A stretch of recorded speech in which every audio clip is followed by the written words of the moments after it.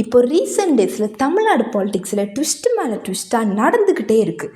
நிறைய கருத்து கணிப்புகளோட டிஎம்கே தான் ஜெயிக்கும்னு நினச்ச இந்த எலெக்ஷனில் 108 சீட்ஸோட டிவிகே தனிப்பெரும் கட்சியாக உருவெடுத்து நிற்காங்க. பட் ஸ்டில் அந்த மேஜிக் நம்பரான 118 தொடுறதுக்கு அவங்களுக்கு இன்னும் 10 சீட்ஸ் ஷார்ட்டேஜ் ஆகுது. இதுக்கு நடுவில் தளபதிக்கு இன்னொரு பெரிய சேலஞ்ச் வரப்போகுதுன்னு சொன்னால் அவங்களால நம்ப முடியுமா? இது சேலஞ்ச் இல்லை, ஜஸ்ட் ரூமர் தான். பட் ஃப்யூச்சரில் நடந்தாலும் ஆச்சரியப்படுறதுக்கு ஒன்றும் இல்லை. Total seeds 234. இப்போ கரண்ட் சிச்சுவேஷன் பார்த்தீங்கன்னா டிஎம்கே கிட்ட 59 சீட்ஸ் இருக்குது, ஏடிஎம்கே கிட்ட 47 சீட்ஸ் இருக்குது. இப்போ தான் ரியல் ட்விஸ்டே.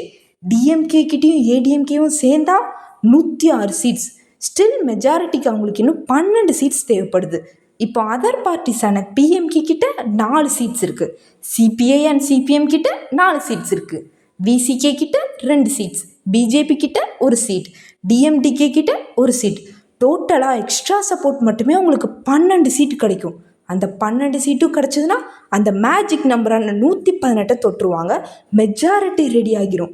இது மட்டும் நடந்துச்சுன்னா தமிழ்நாட்டில் ஒரு மெகா பவர் அலைன்ஸே கிரியேட் ஆகும். யோசிச்சு பாருங்களேன், எம்கே ஸ்டாலின் ப்ளஸ் எடப்பாடி பழனிசாமி, இவங்க 2 பேரும் ஒரே சைடில். இது வெறும் பாலிடிக்ஸ் மட்டும் இல்லை, ஹிஸ்ட்ரியே தலைகீழே எழுதின மூமெண்ட். ஆனால் ஆப்போசிட் சைடில் ஃபஸ்ட்டு எலெக்ஷன்லேயே 108 சீட்டோட டிவிகே ஸ்ட்ராங்காக நிற்காங்க. பட் ரியல் கொஸ்டின் என்னென்னா, DMK plus ADMK plus others இவங்க எல்லாரும் சேர்ந்தா ஸ்டேபிளான கவர்மெண்ட் தமிழ்நாட்டுக்கு கிடைக்குமா, இல்லை டிவிகேக்கு கம்பேக் சான்ஸ் இருக்கா? இதுதான் தமிழ்நாடு எலெக்ஷன்லேயே பிக்கஸ்ட் பொலிட்டிக்கல் த்ரில்லர் எலெக்ஷனாக இருக்க போகுது. ஃபைனலாக இந்த அலைன்ஸ் நடக்குமா, இல்லை இது வெறும் ரூமர்ஸ் தானா?